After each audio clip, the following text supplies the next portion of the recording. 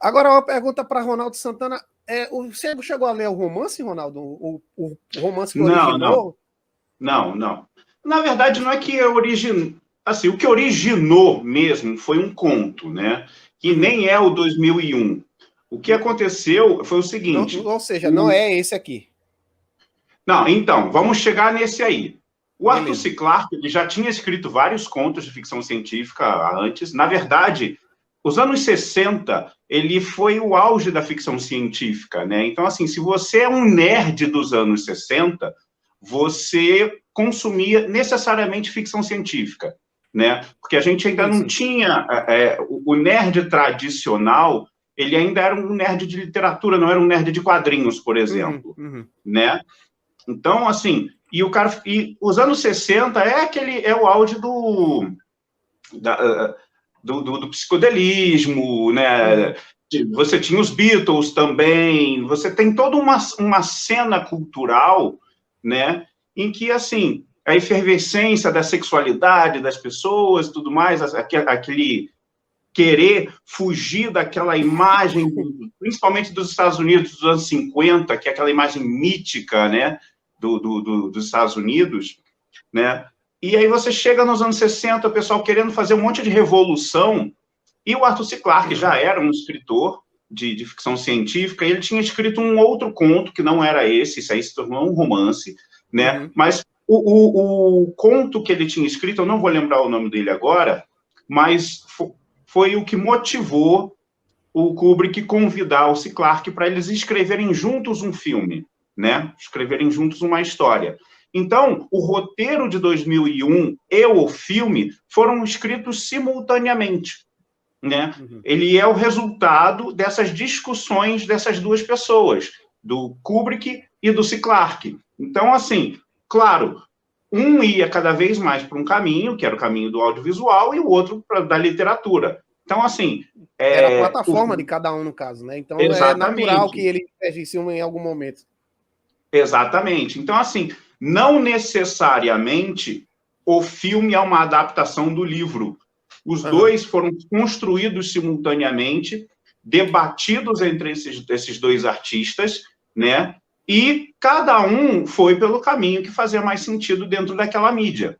Então, assim, mesmo que você leia o livro 2001 do Arthur C. Clarke, ele não necessariamente é a mesma história do filme, entendeu? Porque o Vai Kubrick haver divergências, então, na não plataforma é que lida não é que e na exista plataforma não é que audiovisual. exista divergências, não é que exista divergências, é que assim no livro você tem obviamente tudo escrito certinho com palavras, Entendo. é isso. No filme o Kubrick ele se nega a te explicar, Uhum. ele te mostra elementos, ele te dá as informações, ele te leva a pensar em certas coisas, mas ele não te diz, ele não usa texto para te dizer isso. Ele não Uhum. coloca, por exemplo, ninguém dizendo da onde veio aquele monolito, entende? Então, assim, você começa com um filme com os homens macacos numa poça e, de Uhum. repente, aparece um monolito negro gigante na frente deles, um retângulo preto na frente deles. O Kubrick ele não vai se dar o trabalho de colocar uma legenda, de colocar um pensamento ou alguém para te dizer o que é aquilo e Quer como dizer, aquilo foi para lá. não tem subtexto no filme do Kubrick, né? Ele vai apenas, ó, é isso aqui, tire suas conclusões. Basicamente isso. Exato, exato. Ele deixa você mais livre para especular, coisa que no livro não tem como especular, ele tem que dizer, Sim, sim, né? sem dúvida. E isso principalmente no final do filme, né? O final do filme, muita gente sequer entende o final do filme, porque o Kubrick se nega a te dizer o que ele está te mostrando, Tanto que mas ele conclua, tem todo o conclua. cuidado de te mostrar tudo o que ele acredita que é necessário para que você chegue às suas próprias conclusões. No livro, ele necessariamente tem que te dizer, pela Exato. mídia. Tanto que o final do filme já foi matéria de estudo acadêmico, gente, para ter cada um tendo uma concepção diferente do que significa aquele final do filme, que até hoje não tem documentário, não tem até um disco extra no DVD assim, não tem o Kubrick falando, dizendo, ó, o final do filme é isso. Né? Ele não fala nada realmente. Exato. Então, assim, você pode aceitar que o livro, que o livro é a verdade, né? Uhum. É a interpretação correta, mas o filme, se você só quiser assistir o filme, você tem total liberdade para construir a sua própria percepção dele. Então, assim, eu entendo esse filme de uma forma, mas eu sou um cara que tenho estudado muito de magia, ocultismo e tudo mais. Então, eu tenho uma certa bagagem que, inevitavelmente, eu vou usar essa minha bagagem cultural para interpretar esse filme. Uma outra pessoa com uma bagagem cultural diferente pode chegar a uma interpretação diferente. E ambas estarão certas, pelo menos a meu ver. A partir do momento que o cineasta não te diz o que é, você completa com o que você quiser. Entendeu? Entendo. Então, assim, isso por uma questão da narrativa, né? Agora, ou seja, esse filme não é uma adaptação de livro, necessariamente. Ele é uma obra sozinha. Né? Então, quer dizer, as duas obras correm em paralelo, né? Elas dá para a pessoa correm ler em as paralelo. duas.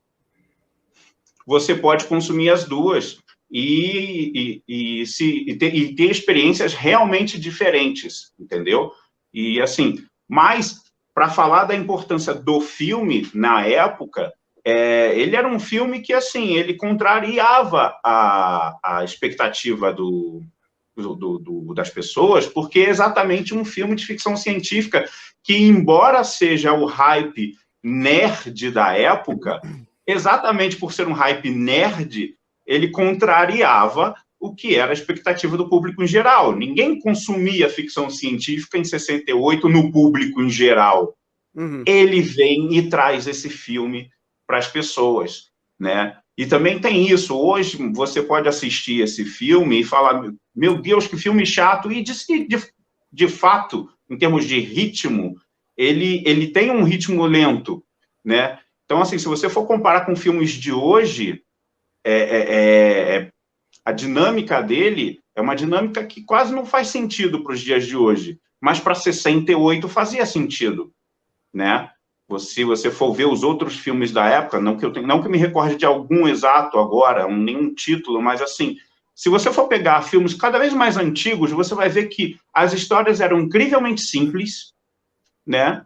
Você não tinha tantos plots dentro de um mesmo filme, né? Eram histórias muito simplinhas e porque acreditava-se que não dava para contar muita coisa dentro desse tempo de 1h30, 2 horas.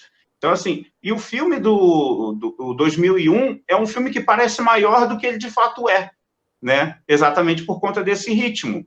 Porque hoje, se você for assistir um filme de 2 horas, ele tem uma dinâmica tão acelerada, acontece tanta coisa, que você vê um filme como 2001, você fica se perguntando, meu Deus, quando é que vai acontecer alguma coisa? O cara leva 5 minutos para me mostrar uma nave atracando numa estação espacial, entende? Isso é inconcebível nos dias de hoje, né? E somado a tanto tempo de tela com silêncio, faz com que as pessoas fiquem, meu Deus, o que está acontecendo? É um ritmo muito diferente. E ainda vem com uma música clássica por cima, né? E essa história da música clássica é muito divertido, porque, assim, não era para ser a trilha final do filme, né? Ele colocava mais ou menos como guia, enquanto ele ia fazendo, lá na parte da edição e tal. Era quase uma marcação de tempo, né? Porque Exato. ele sabia que em tantos minutos de trilha sonora vai acontecer isso. Exatamente. Então, a música clássica para ele era exatamente isso, era uma trilha guia, ela era para ser substituída. Só que depois ele falou, quer saber? Não tem como substituir, a trilha é essa. A trilha é essa. Eu vou deixar aqui uma pergunta que é que o Vitor Polessi lesse essa pergunta e tentasse responder se ele concorda ou não com isso aqui. Ó. Saulo Sobral já soltando suas pedradas para cima da gente. Então, eu vou ter que ficar devendo, porque eu ainda não assisti Interestelar. Ainda não cheguei. Não assisti ainda. Mas eu posso traçar um paralelo com o Gravidade do Cuarón. Eu poderia fazer esse paralelo, que é um filme de espaço que eu gosto muito e que bebe assim um pouco da fonte de 2001. Uma coisa interessante que a gente tem que notar, como o Ronaldo falou, é um filme que o público daquela época não estava tão preparado. E é um filme que dividiu opiniões. É um filme que ganhou o seu reconhecimento ao longo do tempo. Por quê? Porque ele foi influenciando as produções que viriam a seguir. E aí você ligaria o paralelo. Mas esse filme bebe de 2001. Então é assim que você cria, assim que o filme ele começa a ser redescoberto de uma certa forma. Eu acho que isso que foi que aconteceu com 2001. Quando o filme ele começou a reverberar em outras produções de ficção científica, ele começou a ser redescoberto e as pessoas começaram a ver ele de uma outra forma e pegaram coisas como a viagem psicodélica. Muitos filmes usam isso de uma forma, né, para trazer para mostrar uma viagem assim. Doutor Estranho trouxe isso, né, na cena do multiverso. Verdade. O próprio, pegar uma produção recente, Godzilla vs. Kong, também tem uma sequência que bebe também da cena de 2001. Então é um filme que ele trouxe assim. E no Gravidade, que é um filme que eu gosto bastante, tem aquele negócio, você está no espaço, o espaço não se propaga o som. Então, para você preencher isso, você tem que ter uma boa trilha. E é isso que eu acho que o Gravidade e o 2000 ele consegue. Ele consegue colocar uma trilha muito boa, que faz com que você aproveite aquele momento, mesmo o ritmo sendo bem lento. Eu acho que, assim, 2000, para mim, ele tem uma barriga desnecessária após a parte dos macacos. Aquela sequência antes da trama do HAL não me agrada muito no filme, que eu acho que aquilo não é muito desinteressante, ao meu ponto de vista, mas quando você entra na história do HAL, o filme ele começa a ganhar um corpo muito maior, muitas questões começam a ser debatidas. Aí depois tem aquela cena da psicodelia, que você tem também várias metáforas, que, como o Ronaldo também falou, cada um tem uma visão sobre 2001. Você pode assistir, você pode criar a sua visão. Eu vou assistir, eu vou criar a minha. O Ronaldo vai assistir, vai criar a dele. O Kubrick, ele deixou essa obra aberta para todo mundo interpretar o que você tirou de proveito dessa história. Então, é uma obra que faz você pensar, ela faz você refletir assim que a obra acaba, o que você fica pensando, o que significa aquele bebê gigante? O que significa todo aquele final que eu vi, sabe? Então, eu acho que é muito bacana que para propor debates, e eu acho que isso fez com que o filme despertasse uma inspiração em outras produções e, por conseguinte, trouxesse esse redescobrimento tanto das pessoas quanto também da crítica. Na verdade, para corroborar o que você está dizendo, Vitor, ele criou uma cartilha, na verdade. Ele criou a cartilha do filme de espaço. Essa é que é a verdade. Ele criou as regras do como é que você faz um filme espacial, né? Então, lógico, a partir disso, cabe aos novos cineastas trazer alguma novidade, porque ele já desbravou isso.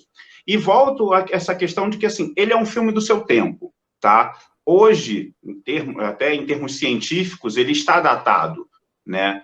E ele, como um filme do seu tempo, ele também bebe muito desse conceito que estava se popularizando na época, que é o conceito do eram os deuses astronautas, né? Que é assim que a gente começa esse filme, né? O monolito, ele é um elemento alienígena dentro da Terra, que faz com que no futuro, quando o homem finalmente vai ao espaço, ele encontra um outro monolito na Lua. E esse outro monolito é a pista que diz que tem um terceiro monolito em Marte, né? Então, assim, esse conceito do eram os deuses astronautas, tudo isso está aí e é um fenômeno da época. E esse ritmo lento ele não é à toa.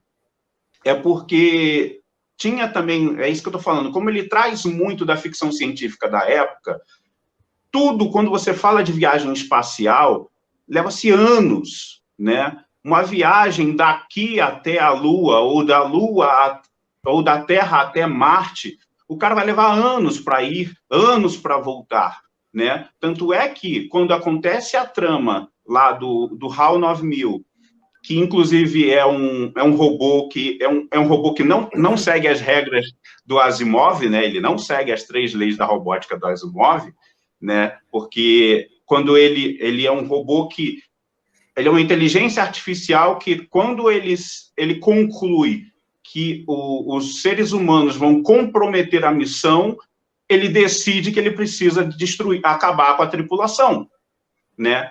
E aí o sobrevivente, que é o Dave, ele tem o dilema de, cara, eu volto, não posso voltar, estou longe demais para voltar, né? Então ele chega nesse ponto do não retorno, ele tem que continuar a missão, e o Kubrick, ele vai utilizando essa questão do tempo, que tudo demora numa viagem espacial, então ele te dá esses takes longos, né? Você vai ficar lá durante um tempão, acompanhando devagarinho as coisas acontecendo. É um Big Brother espacial, essa experiência. É para te dar essa experiência de que, assim, cara, o tempo no espaço não é o tempo da Terra, sabe? Então, assim, é a forma audiovisual que o Kubrick encontrou de te passar essa experiência, que num texto você explica, passou-se 2 anos de viagem, sabe? Ali, no audiovisual, você transmite como? Ele transmitiu dessa maneira. Então, vamos pegar agora para a gente passar para o próximo tópico. Qual Claro. foi a importância, assim, qual foi a importância na questão de o que é que 2001, uma Odisseia no Espaço, influenciou do seu tempo em diante? Né? Que outras obras foram influenciadas, direta ou indiretamente, por 2001, e o que é que ele representou na cultura nerd? Né? Vitor Polesco, sua opinião.